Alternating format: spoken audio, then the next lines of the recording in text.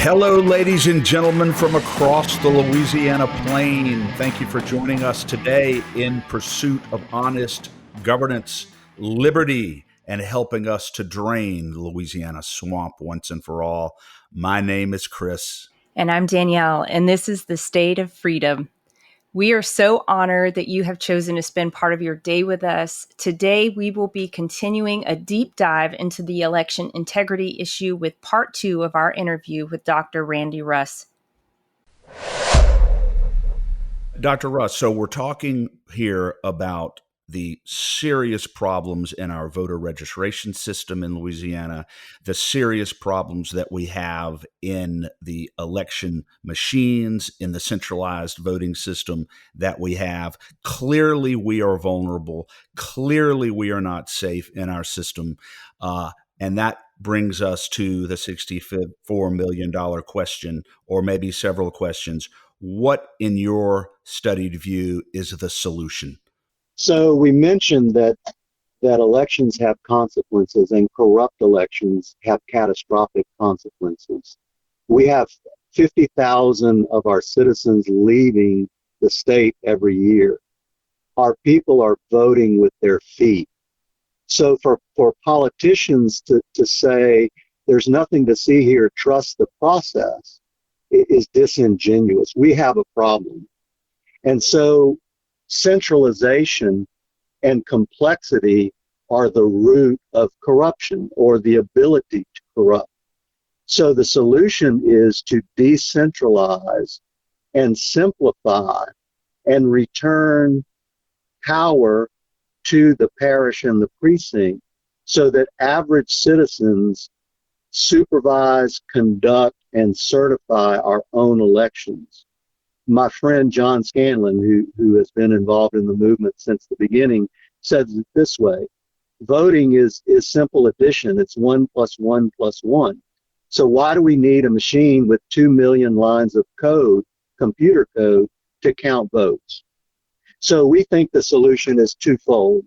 One, return responsibility for voter registration to the Registrar of Voters in each parish. They are already constitutionally required to do that, but we have confused and desegregated their duties, where they're now primarily responsible for early voting. And they haven't been cleaning the voter rolls, as we see from the Secretary of State's office.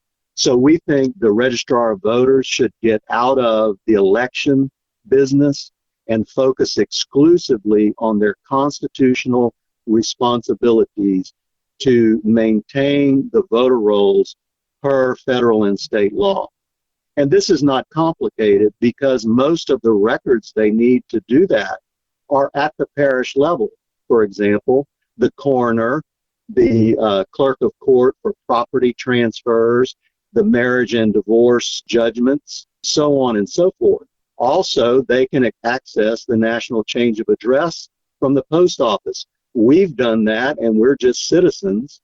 They also can tap into the most accurate database of where people are, and that is the credit agencies, because creditors are the ones that want to find us, right? Exactly. So for literally pennies per inquiry, you can find out where someone really lives, because the credit agencies, I assure you, are tracking us all down, because the creditors want their money. So we think decentralizing this and having voters go to the Registrar of Voters for their initial registration, produce their ID and proof of citizenship, sign a paper card, and that card is kept on file. Now, this can be put into an electronic record. We're not opposed to that, into a database. But the legal record of registration is a physical card with a real signature on it. That would cut out the ability to do this centralized voter registration fraud that we're seeing around the country right now. I really love your point that basically corruption comes from the complexity of the system, and the way that we can solve that is by moving things closer to home and by taking responsibility for our own elections close to home, not outsourcing it to Baton Rouge or Indianapolis, I think you mentioned earlier. Correct. And I think, we've seen this. Citizens will come together across party lines, across racial lines, and support our registrars of voters. Imagine a registrar saying, I've got a list of 500 houses. I want to check and make sure that these registrations are legit.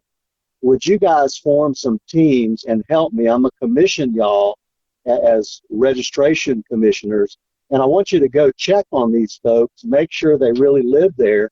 And if they don't, I want you to report that back to me so that we can follow up and either confirm where they live, or if they've moved out of state, get them off the rolls.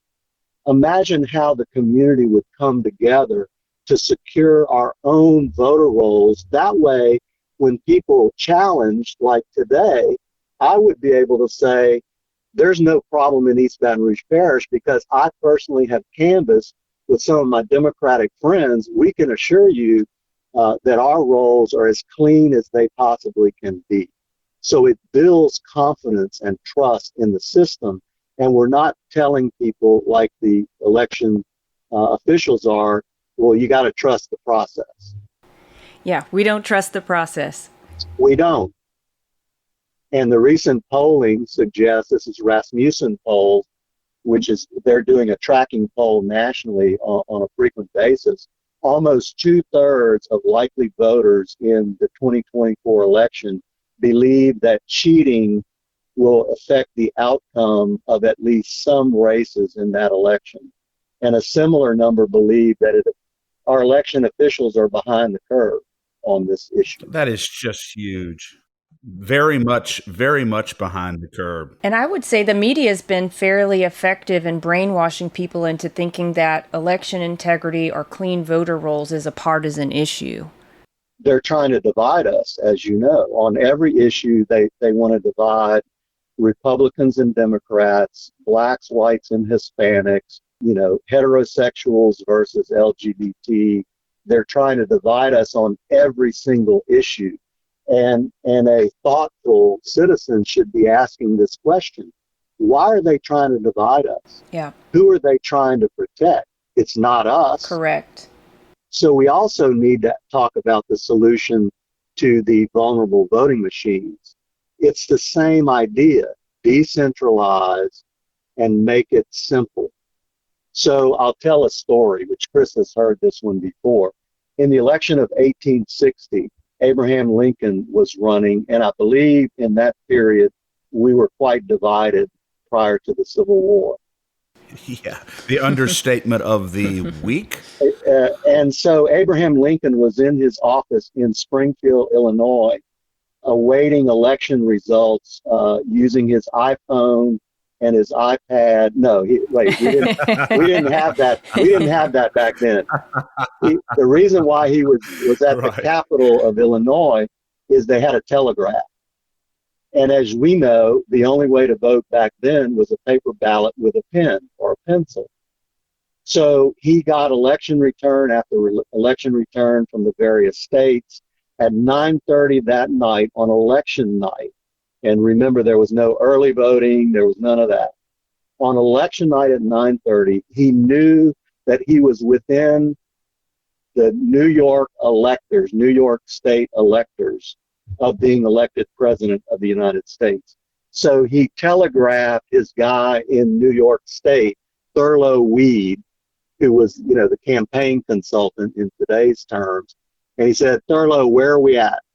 And Mr. Weed said, well, upstate went for us, but we're waiting for the city. Why do we always wait for the big cities to report? Even in 1860.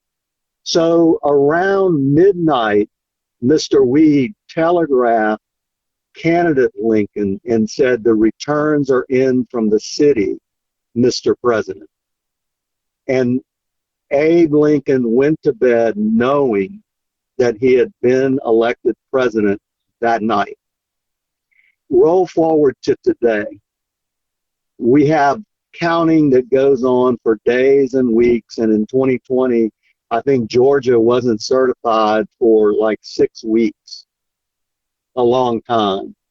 And yet no one contested Abraham Lincoln's election. We know that's true because shortly thereafter, South Carolina seceded from the Union in January of 1861 and unleashed the horrible Civil War in which 650,000 of our fellow citizens were killed or died from disease. And so simplicity and moving it locally is the answer. If we could do this in 1860 with a telegraph and a paper ballot, we can do it today.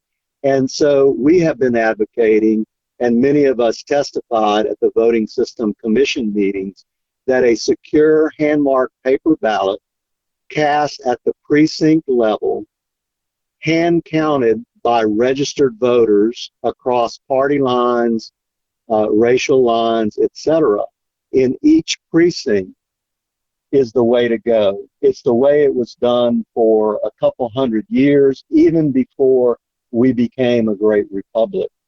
We have developed and tested a system just like that over the past 2 years, and we're now bringing it around the state to demonstrate that we can produce a certified election counted by Louisiana citizens in under 3 hours in the average precinct.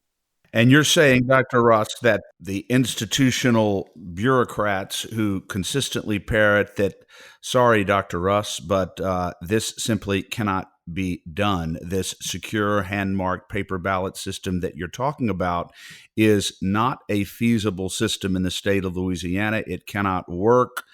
We don't have the resources to do it. You beg to differ, I gather. For sure. Well, point number one is this system was developed with citizen patriots from other states. It's currently being used in Missouri. We have a 250-page operations manual, and this system was used successfully in Osage County in April of this year. So it's actually being implemented. Point number two, and this is a valid complaint that our clerks have, that they have trouble getting commissioners now. Well, in Missouri, the political parties are responsible for recruiting counters who are vetted by the party and who are selected and trained by the clerk of court to administer the counting in a free, fair, transparent, and auditable way. So basically, if you imagine a table in a classroom sequestered in a school in Louisiana, you have a Democrat and Republican calling out the selection of the voter, which the voter is anonymous. This is a paper ballot. And they call out the number of the candidate or the yes or no to a ballot issue.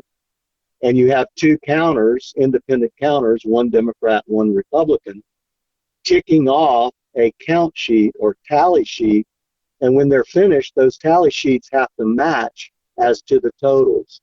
If they don't match, you have to go back through the batch of ballots in question. In that sequestered room can be partisan observers, candidate observers, or average citizens. And I want to remind us that our state constitution, Article 11, which is elections, Section 2 says these words: ballots shall be counted publicly.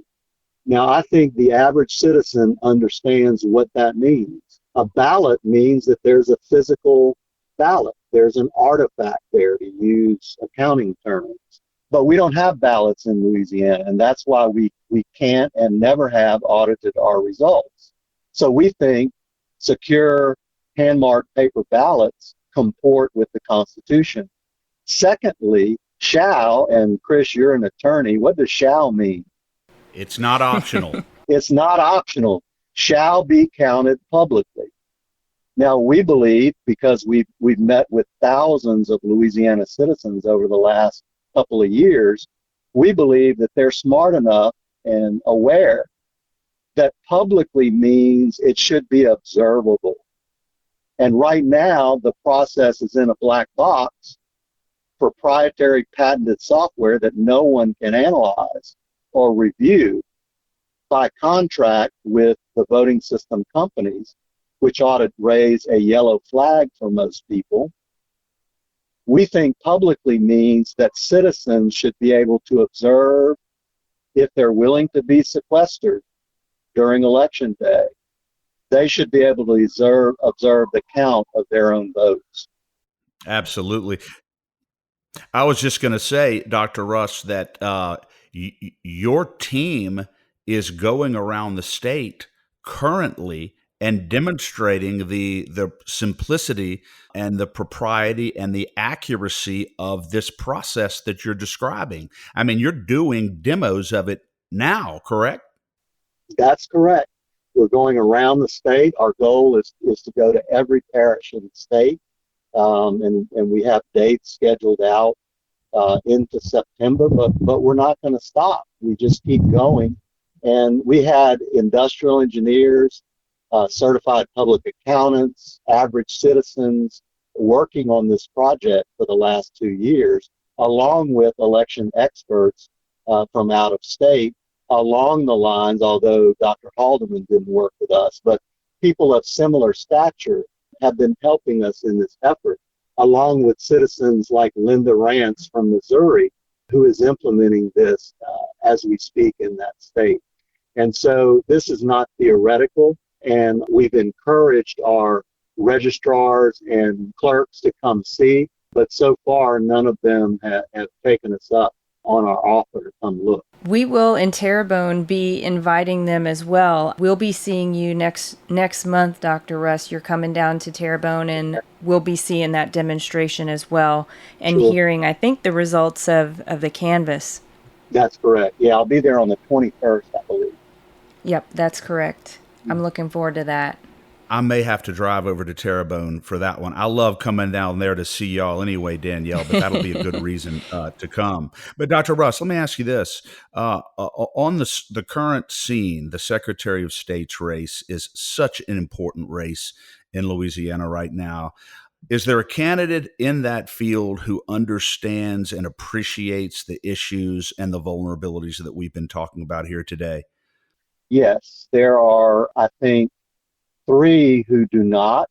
Those would be three Republicans. That would be Mr. Schexnayder, Ms. Landry, and Mr. Francis. I don't believe, based on their public comments and their stump speeches, they are basically saying, trust the process, nothing to see here.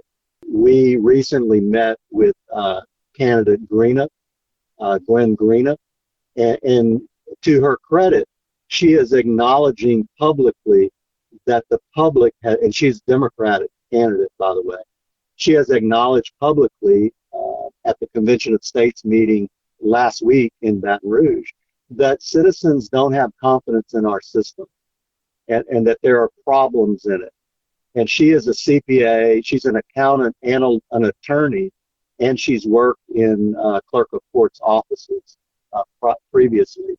So we're encouraged that our Democratic sister is taking one step forward in acknowledging the problem.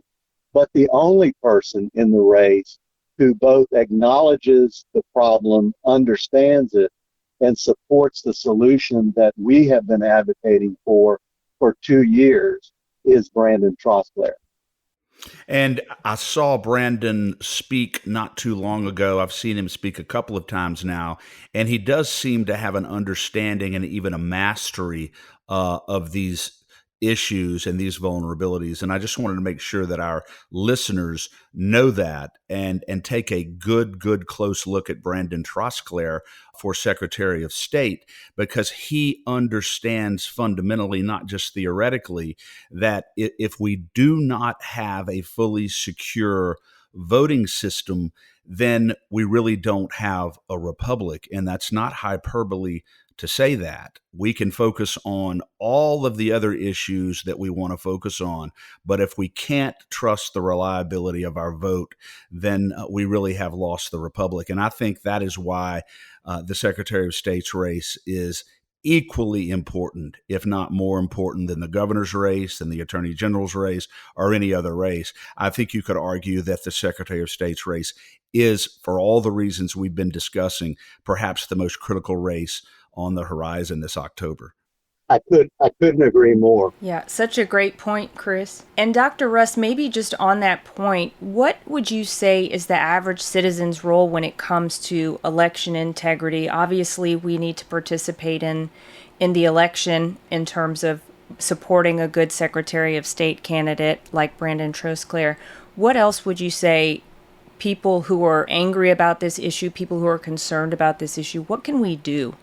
Yeah, I think first off is pay attention to media that's telling the truth. And the media that I recommend and that I look at daily is the Gateway Pundit, Steve Bannon's War Room podcast, and on Twitter, following people like DC Drano, following the Weaponization Committee of the House of Representatives. Make sure that you're getting information firsthand, not filtered. And one of the things that you'll see on the Gateway Pundit is they always post their source documents. In this Michigan situation, they posted the police report from the Muskegon, Michigan police investigation of this voter registration bill. So the citizen can go read the report and form their own conclusions, not listen to a talking head. The second thing is get involved as a commissioner and volunteer to work the elections. The third thing that people should do is vote and get everyone that they know to register to vote and to become an informed voter. I heard a sad statistic the other day that 30 to 40 million evangelical Christian people are not registered to vote. And so if you're complaining about the conditions in your city or your state or your country, and you're not involved and you don't vote, with all due respect, I would say, how can I say this nicely? You don't have any street cred. That is a very nice way to put it. Get involved. Get involved. That's it. Well, Dr. Russ, what a pleasure to have you here with us today. We intend to have you back on again soon, leading up to this most important election for Secretary of State. Thank you for explaining and covering these issues regarding the vulnerabilities of our system, the problems with our voter registration system. And we are going to continue to encourage our listeners from across the state to get involved, as you said, and to demand accountability. Fewer things are more important. Any final words, Dr. Russ, before we let you get back to your busy schedule today? I'm so grateful for you both. I listened to some recent podcasts, and I think it's a great public service to speak the truth in love, to share the word of God, and to encourage all of us to take responsibility for our great republic. It's not too late, but time is short. So become informed, get involved, and make sure that you and your family go vote. Thank you so much. So well said. So well said. Have a great day, Dr. Russ, and we will talk soon. Thank you so much. Chris, what an absolute treasure to the state of Louisiana is Dr. Russ. Just a wealth of knowledge. And on some level, Danielle, it's always difficult to listen to Dr. Russ because it makes me feel so vulnerable about the state of our system, but it's so important so that we can do something about it. And it just makes me so perplexed and less perplexed now because Dr. Russ kind of explained it as to why there seems to be so much resistance on the part of institutional bureaucrats and election officials to this huge elephant in the room. I mean, we are so very vulnerable, and it's like they have their heads buried in the sand and simply refuse to acknowledge it. It's so true. And I think his point was also really good, that I think that plenty of the elected officials have their heads in the sand, but a lot of them are probably relying on the vulnerability of the system to keep their jobs. Well, that's fair enough. And that is takes it to a whole new sinister level, perhaps. But I believe that Brandon Trosclair does understand the issues, and he is going everywhere, all over the state, explaining these vulnerabilities, and has been participating in the demonstrations of the secure hand-marked paper ballot system that Dr. Russ is advocating. So I feel very hopeful at this point that we are going to elect a Secretary of State who's going to help to really, really secure our system. And I'm very thankful for Brandon for that reason. I am as well. And, Chris, we saw this past legislative session, Clay Shake Snyder, and all of the issues that the voting machines for the elected officials, for our state house officials, had. I mean, even in the veto override session, 2 critical bills did not pass the House and would have been reheard had the Senate not adjourned. When they did, if they had waited a little while to adjourn, the House would have had the opportunity to rehear 2 bills because the machine, quote unquote, malfunctioned. And I just think, if this machine, where it's very transparent, very obvious, where your name is up on the wall saying which way you voted, if that is susceptible to, at a minimum, malfunction, then what are we doing with these machines for hundreds of thousands, millions of people? You talk about a huge red flag. And the first time you brought that up, I was like, God, what a great, great point. The machines on which they vote in the legislature apparently are vulnerable. And yet we're supposed to trust machines for our votes across the state of Louisiana. It blows my mind. All the experts are saying what Dr. Russ has said regarding these vulnerabilities of these machines. Everybody who's paying attention knows also that we have massively bloated voter registration rolls, hundreds of thousands of people who should not be on our voter rolls, recipe for fraud, and we've just got to change it, Danielle. And one way that we're going to be able to continue to get the word out is by continuing to expand the base of the state of freedom. We are slowly but surely, actually quite quickly at this point, expanding our reach across Louisiana because of faithful listeners who are sharing, who are subscribing, and who are telling their friends about the state of freedom. Yes, indeed. And if you would like to support the State of Freedom financially, you can do so at freedomstate.us. It's our new website. Give it a look. We think it looks pretty sharp. We're excited about it. And there's a way that you can support us there through our glow.fm account. You can subscribe. We said this in the last episode, and we'll continue the drumbeat. We will never put a paywall between you and the truth. But if you would like to support the work that we're doing and help make this effort sustainable, we would absolutely be so grateful. So if you'd like to subscribe, you can check it out on our website. You can also email us if you're interested in advertising as a business. Just email us at info@freedomstate.us. And again, the website is freedomstate.us. Yes, and any way that our listeners want to provide their financial support, whether through donations, subscriptions, advertisement, every dime continues to help us to build our infrastructure, to build our platform, to build our communications network, so that candidates like Brandon Trosclair can come on our show, share his information, advance his cause, and know that hundreds of thousands of citizens across Louisiana are listening because they trust the state of freedom. We are going to revolutionize the way politics is done in the state of Louisiana through the state of freedom and this rapidly expanding platform. And Danielle, it is such a pleasure as always to work with you every day and to continue to preserve the state of freedom in Louisiana. I feel the same way, Chris. Thank you. Have a great day. God bless you. Thanks for listening to The State of Freedom. To stay on top of all the calls to action we mentioned today, just check out the show notes for the episode. If you'd like to support the show financially, visit our website at freedomstate.us.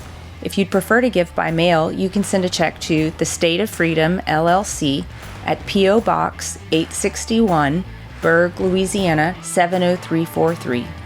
If you own a business in Louisiana and are interested in supporting our show by advertising, please email us at info@freedomstate.us. To get involved with Louisiana Citizen Advocacy Group, visit lacag.org, LACAG.org, or email Chris at chris@lacag.org. If you're enjoying the podcast, please subscribe and share it. Give us a 5-star rating in the reviews. Thanks again, everybody. We'll see you next time.